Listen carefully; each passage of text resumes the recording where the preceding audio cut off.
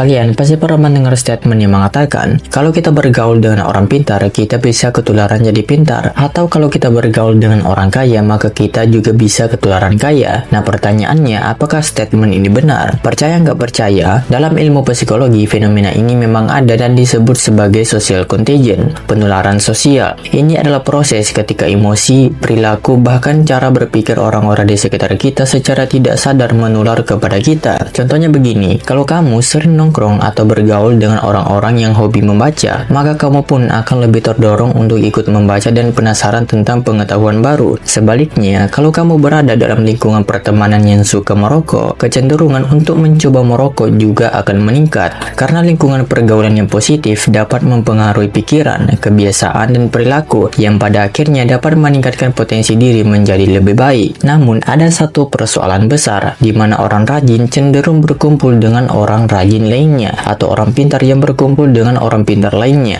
Jadi, ketika kita melihat sekelompok orang pintar yang berkumpul dan semuanya berprestasi bagus, kita tidak bisa langsung menyimpulkan bahwa mereka menjadi pintar karena berteman, karena bisa saja mereka memang sudah pintar sejak awal. Begitu pula dengan sekolah favorit yang terkenal menghasilkan murid-murid berprestasi. Kalau sejak awal mereka hanya menerima murid dengan nilai tinggi, sulit mengetahui apakah sekolah itu benar-benar membuat siswanya pintar, atau hanya karena siswanya memang sudah pintar sejak masuk. Masalah ini disebut sebagai selection bias, yaitu kondisi ketika kita tidak bisa membedakan mana penyebab dan mana akibat. Untuk menjawab pertanyaan ini, para peneliti memanfaatkan sistem pembagian kelas yang menggunakan batas nilai ujian. Siswa dibagi ke dalam dua kelas, yaitu kelas reguler untuk nilai rata-rata dan kelas unggulan untuk nilai di atas rata-rata. Kedua kelas ini diajar oleh guru yang sama, dengan kurikulum, materi, dan standar ujian yang sama. Satu-satunya hal yang berbeda adalah teman sekelasnya. Situasi inilah yang memberikan kesempatan emas bagi para ilmuwan untuk menguji apakah lingkungan benar-benar dapat meningkatkan kemampuan seseorang.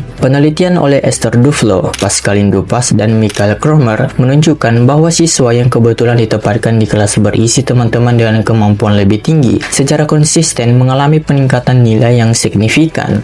Bahkan peningkatannya cukup besar untuk mengubah posisi mereka dari kategori menengah ke kategori atas. Penelitian lain oleh Carroll, Sakerdot, dan West pada mahasiswa menemukan pola yang serupa. Ketika penempatan mahasiswa dilakukan secara acak, mahasiswa yang ditempatkan di kelompok dengan rata-rata kemampuan sedikit lebih tinggi memperoleh IPK-nya lebih baik dibandingkan mahasiswa yang berada di kelompok dengan kemampuan lebih rendah. Dari sini kesimpulannya menjadi jelas, lingkungan pergaulan memang punya efek nyata terhadap bagaimana kita berpikir, belajar, dan berperilaku. Jadi, anggapan bahwa bergaul dengan orang pintar dapat membuat kita ikut berkembang ternyata bukan omong kosong belaka, melainkan fakta ilmiah yang sudah dibuktikan